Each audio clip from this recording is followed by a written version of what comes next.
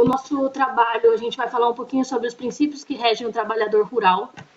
E o nosso grupo é composto por eu, a Amanda Ramos, o Breno Folgado, a Jéssica Camille, o Rafael Roberto e a Stephanie Feitosa.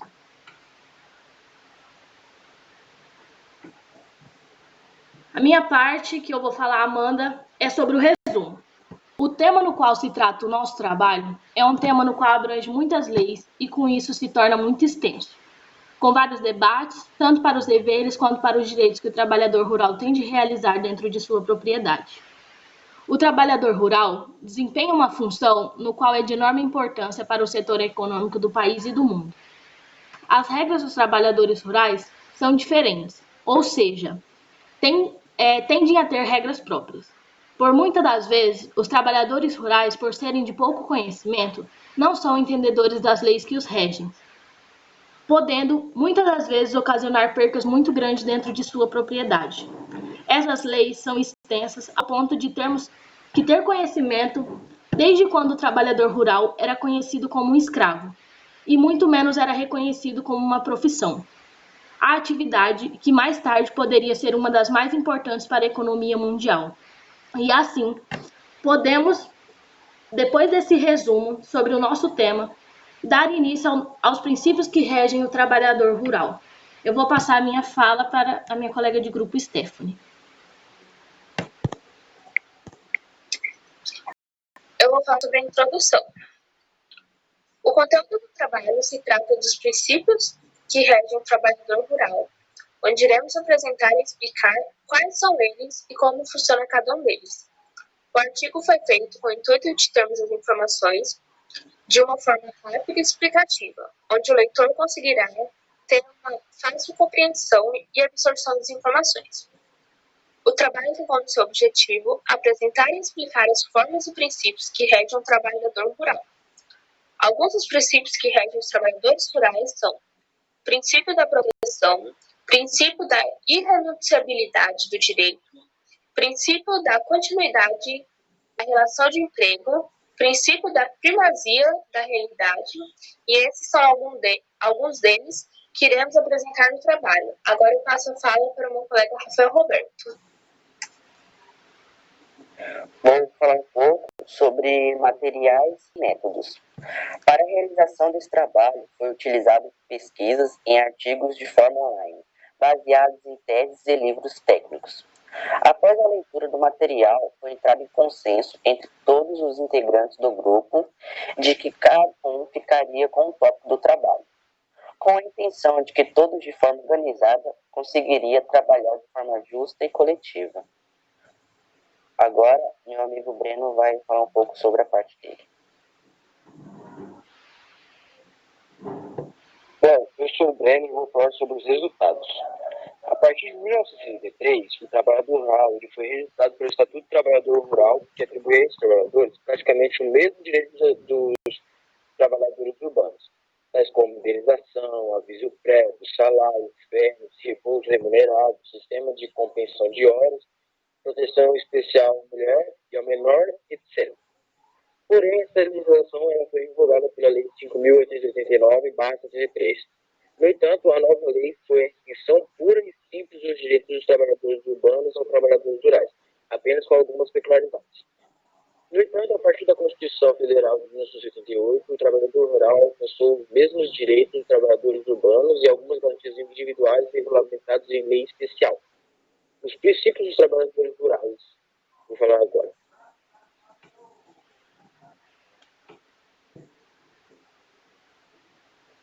O princípio da proteção, vou falar.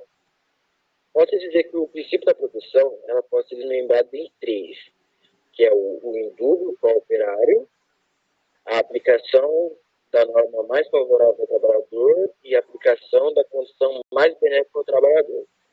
O indúbio para o operário ele não se aplica integralmente no processo do trabalho, pois, havendo dúvida, à primeira vista não se poderia decidir em favor do trabalhador, mas verificar que quem tem o ônus da prova no caso concreto. De acordo com as especificações dos artigos 333 do CPC e 818 da CLT, da aplicação da norma mais favorável pode ser de três maneiras. a elaboração de normas mais favoráveis, em que as novas leis devem dispor de maneiras mais benéficas ao trabalhador, a hierarquia das normas jurídicas e a interpretação da norma mais favorável. A condição mais benéfica ao trabalhador deve ser entendida como o fato de que vantagens já conquistadas, que são mais benéficas aos trabalhadores, não podem ser modificadas para pior. É a aplicação da regra de direito adquirido. Agora eu vou falar sobre os princípios da irrenunciabilidade do direito. Nos termos e regras do direito trabalhista, são irrenunciáveis pelo trabalhador, como, por exemplo, a renúncia de suas férias. O artigo 9º da CLT é claro no sentido de que são nulos de plenos direitos os atos praticados com o objetivo de desvirtuar, impedir ou fraudar a aplicação dos preceitos trabalhistas. O trabalhador que deseja renunciar os seus direitos poderá, mas somente se estiver em juízo, diante de um juiz de trabalho, pois nesse caso se pode dizer que o empregado esteja sendo forçado a fazê-lo.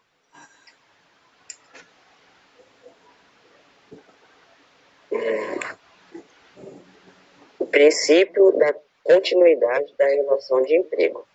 A ideia geral é de que se deve preservar o contrato com a empresa, proibindo-se, por exemplo, uma sucessão de contratos de trabalho por prazo determinado.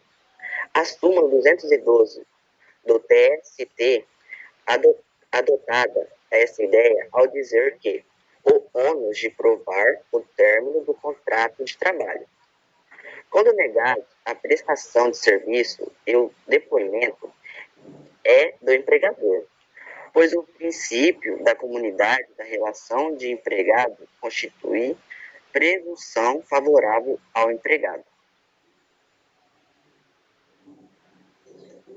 Eu me chamo Jéssica, eu vou falar sobre o último princípio da nossa apresentação, que no caso é o princípio da primazia da realidade.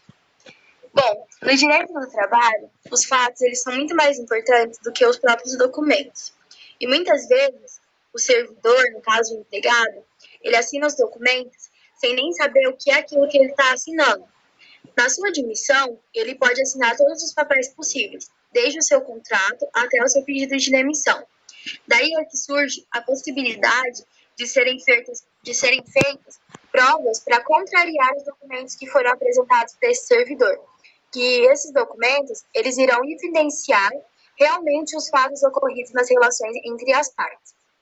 Bom, essa foi nossa apresentação e agora eu vou fazer a conclusão dela. Em vista dos nossos argumentos apresentados, pode ser compreendido os fundamentos, os propósitos e todos os princípios que regem o trabalho rural, tendo assim alcançados os objetivos estabelecidos, promovendo também a ampliação do entendimento sobre a legislação que nós abordamos sobre esse assunto.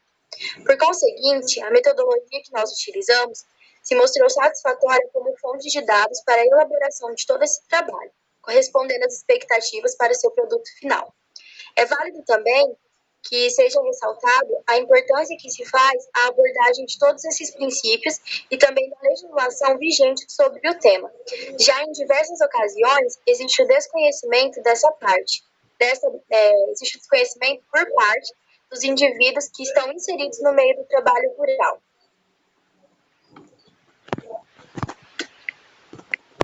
E a nossa apresentação foi essa. A gente agradece muito pela atenção de todos. E essas foram as fontes no qual a gente buscou para a realização do nosso trabalho, para um tema mais profundo e para termos mais propriedade sobre esse assunto.